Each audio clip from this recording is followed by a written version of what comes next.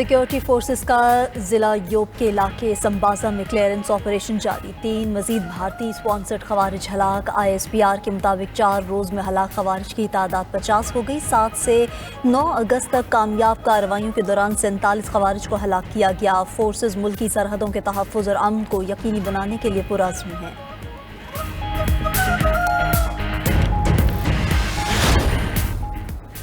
हुकूमत का बाजोड़ और खैबर में दहशत गर्दों के खिलाफ ऑपरेशन का फैसला। ज़राए के मुताबिक बाजोड़ में दहशत गर्दों के साथ मकामी जिरगा नाकाम हो गया। कबाइली अमाइदीन के जिरगे ने दहशत गर्दों से इलाका छोड़ने समेत 3 मुतालबात किए थे। दहशत गर्दों ने इलाका छोड़ने से इनकार कर दिया। बाजोड़ की तहसील मामून के 2 इलाकों में 300 से ज़ायद दहशत गर्द मौजूद हैं। बाजोड़ में 40,000 से ज़ायद अफराद अपने इलाके छोड़ चुके। ज़िला खैबर में भी 350 से ज़ायद दहशत गर्दों की मौजूदगी की इत्तलात हैं। जिला खैबर और बाजोड़ में मौजूद दहशत गर्दों में 80% से ज़ायद अफगान बाशिंदे हैं।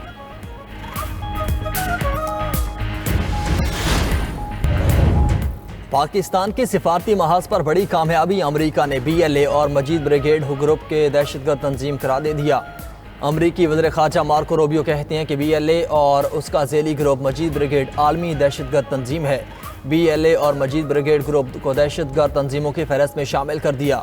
कल अदम BLA ने 2024 में कराची एयरपोर्ट गवादर पोर्ट पर खुदकुश हमलों की जिम्मेदारी कबूल की। 2025 में जाफर एक्सप्रेस हाईजैकिंग और 31 अफराद के कत्ल का एतराफ़ किया। ट्रेन हाईजैकिंग में 300 से ज़ायद मुसाफिर जरगुमाल बनाए गए। ट्रंप इंतज़ामिया का दहशत गर्दी के खिलाफ अज़्म बरकरार रहेगा। अमरीका का ये फैसला पाकिस्तान की कामयाब सिफारतकारी का नतीजा है। जल्द इन कलदम तंजीमों के सहूलतकार भी दहशत गर्दों की फहरस्त में शामिल होंगे। वज़ीर मुमलिकत दाखिला तलाल चौधरी कहते हैं, भारत पहले जंग हारा, अब उसका बयानिया भी हार गया।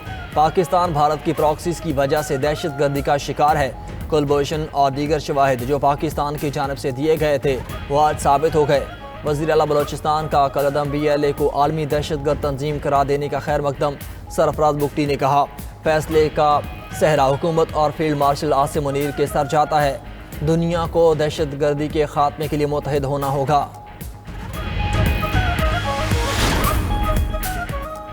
अब की बार जंग बॉर्डर एरिया तक महदूद नहीं होगी, पूरा भारत लपेट में आएगा।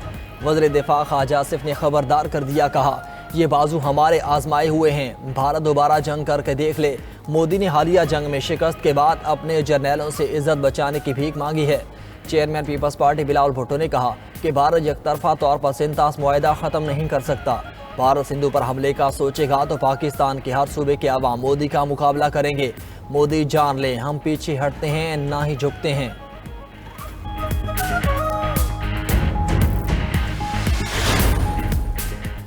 भारत मगरबी दरियाओं का पानी पाकिस्तान के बिला रोक टोक इस्तेमाल के लिए छोड़े। आलमी सालसी अदालत का फैसला। पाकिस्तान का सालसी अदालत के फैसले का खैर मकदम। तर्जुमान दफ्तर खारजा के मुताबिक 8 अगस्त को सुनाया गया फैसला आज अदालत की वेबसाइट पर शाया किया गया। अदालत ने भारत को मगरबी दरियाओं का पानी पाकिस्तान के बिला रोक टोक इस्तेमाल के लिए बहने का पाबंद किया। अदालत ने हाइड्रो पावर मनसूबों की इस्तिस्नात मुआहिदे की शराइत के मुताबिक रखने की भी हिदायत की। फैसले में कम दर्जे वाले आउटलेट्स, गेटेड स्पिलवेज और टरबाइन इनटेक पाकिस्तान के मौक़िफ़ के मुताबिक करार। फैसले में भारत को तालाब में पानी ज़ख़ीरा करने की गुंजाइश बढ़ाने से रोक दिया गया। अदालत का फैसला पाकिस्तान के तारीख़ी मौक़िफ़ की तायीद है। पाकिस्तान का भारत से मुआहदे के मामूल का तरीक़ाकार बहाल करने का मुतालबा।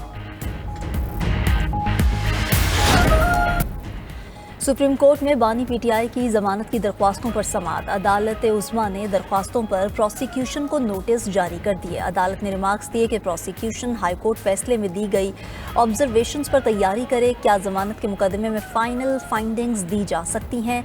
चीफ जस्टिस पाकिस्तान का इस्तफसार। मजीद कहा, हाई कोर्ट फैसले में हतमी फाइंडिंग्स दी गई हैं। केस की समाअत चीफ जस्टिस याहिया खान आफरीदी की सरबराही में 3 रुकनी बेंच ने की। चीफ जस्टिस ने रिमार्क्स दिए कि अदालत केस के मेरिट पर बात नहीं करेगी। केस के मेरिट्स पर बात की गई तो ट्रायल मुतासिर होगा। प्रोसिक्यूशन बताए आया जमानत में ऐसी ऑब्जर्वेशन मुनासिब हैं। मजीद समाअत 19 अगस्त को होगी। प्यूटिन से मिलने जुमे को रूस जा रहा हूँ। रूसी सदर यूक्रेन जंग खत्म करने के लिए कहूँगा। अमरीकी सदर डोनाल्ड ट्रंप कहते हैं कि रूसी सदर से मुलाकात में तामीरी बातचीत होगी। یوکرین جنگ بندی کے لیے زمین میں کچھ تبدیلیاں ہوں گی۔ یوکرین کے کچھ علاقے واپس حاصل کرنے کی کوشش کریں گے۔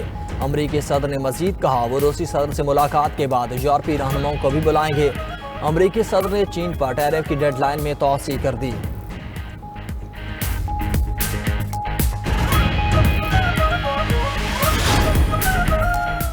غزہ میں شہید ہونے والے صحافیوں کی نماز جنازہ ادا تدفین بھی کر دی گئی۔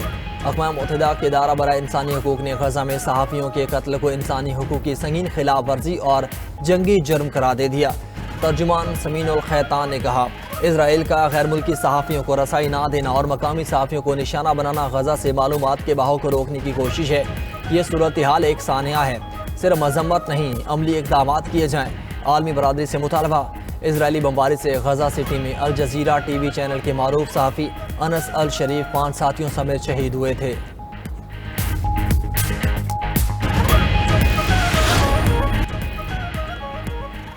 غزہ میں اسرائیلی بربریت کا سلسلہ جاری۔ گھر پر بمباری سے 8 افراد پر مشتمل پورا خاندان شہید۔ شہید ہونے والوں میں ماں، باپ اور ان کے 6 بچے شامل۔ غذائی قلت کے باعث بھی بچے سمیت 5 افراد جاں بحق۔ غزہ محکمہ صحت کے مطابق قحط کے باعث اب تک 222 افراد جاں بحق ہو چکے، جن میں 101 بچے شامل۔ غزہ پر مسلح جنگ پر اب تک 61,430 افراد شہید اور 1,53,213 زخمی ہو چکے۔ دوسری جانب یورپ میں اسرائیل کی طرف سے فلسطینیوں کی نسل کشی پر مظاہرے۔ یونان کے دارالحکومت ایتھنز میں ہزاروں افراد سڑکوں پر نکل آئے۔ یونانی حکومت سے اسرائیل سے سفارتی تعلقات ختم کرنے کا مطالبہ۔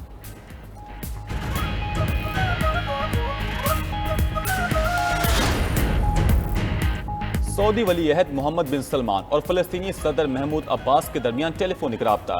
غزہ کی صورتحال اور فلسطینی عوام کو درپیش مشکلات پر تبادلہ خیال۔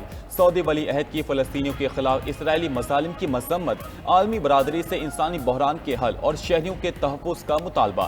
دوسری جانب یورپی یونین کی خارجہ پالیسی کی سربراہ کایا کلاس نے کہا غزہ کی جنگ ہر گھنٹے کے ساتھ زیادہ خطرناک ہوتی جا رہی ہے اور یہ مسئلے کا حل نہیں۔ اگر فوجی حل ممکن ہوتا تو جنگ اب تک ختم ہو چکی ہوتی۔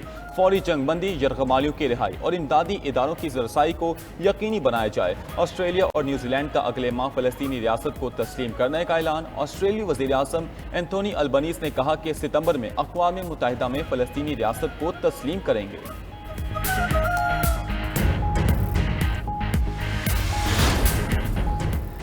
کراچی شہر میں گھنیرے بادلوں کے ڈیرے، کئی علاقوں میں ہلکی پوار اور بوندا باندی، ہوائیں چلنے سے موسم خوشگوار۔ شہر کا کم سے کم درجہ حرارت 28 ڈگری سینٹی گریڈ ریکارڈ، دن میں درجہ حرارت 33 ڈگری سینٹی گریڈ تک جانے کا امکان۔